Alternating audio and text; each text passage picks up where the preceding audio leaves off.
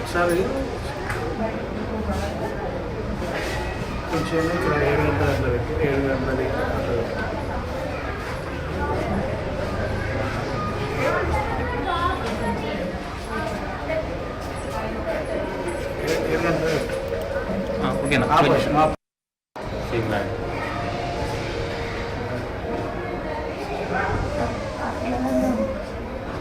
ఒకసారి కొంచెం ఇక్కడ 7 గంటల అట్లా పెట్టి 7 గంటలది అట్లా